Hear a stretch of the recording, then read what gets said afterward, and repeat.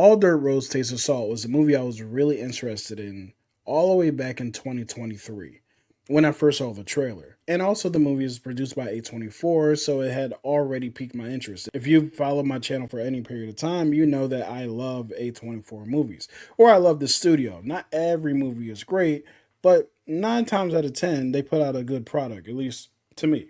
Right? So basically, going into this movie, which I was really frustrated with in the beginning because I could not find it for almost a year. And then it popped up, it became available for rent, I want to say maybe a month or two ago, and I was finally able to watch it. And I gotta be honest with you, I have very mixed emotions, mixed feelings about this movie. And before we get into that, I'd love for you guys to hit the like button, hit the subscribe button so you can get more reviews from me. And also check out that join button for the new channel memberships that I have that will give you exclusive content, including stickers, memes, behind the scenes, and everything in between. I did not mean to rhyme all that, but you came to my channel. You came to hear me rap. No, you didn't. The movie is absolutely gorgeous. And I'm talking about from the melanin that's popping all over this film. The best camera shots, the slow movements, the caresses, the moments, the quiet moments between two black people just taking in each other in their moment of sadness, in their moment of happiness, in their moment of grief, in a moment of confusion. It's all there. And that's essentially what this movie is about. It follows a young lady named Mac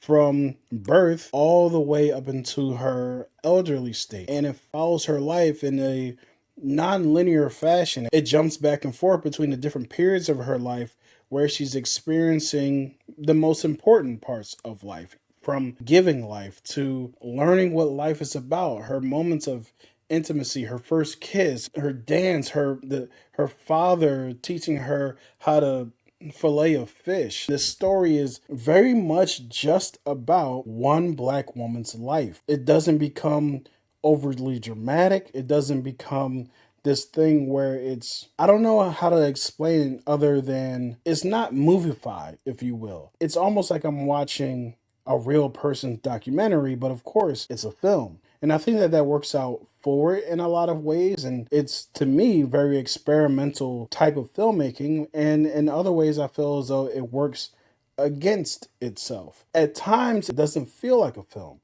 It feels like I should be watching this in segments of an episodic miniseries, right? There's so much detail and dedication to those small moments, to those quiet moments of intimacy, right? And we're not even just talking about like sexual intimacy. We're talking about intimacy in all manners of relationship. And a big focus of the film, where the camera's placed, the shots that it's getting, is sometimes you're just focusing on two hands holding each other for a long period of time, or at least to me felt like a long period of time. And there's a lot of times where the camera is very close in an intimate way to one person's face as two people stand together. That shot lasts a long time. Because of that, I started getting impatient at some points. I want to know where this story is going, but it took so much time to kind of set the atmosphere that I at times just kind of felt not as invested as I wanted to be. And this is not a slight towards the film. This is not me trying to make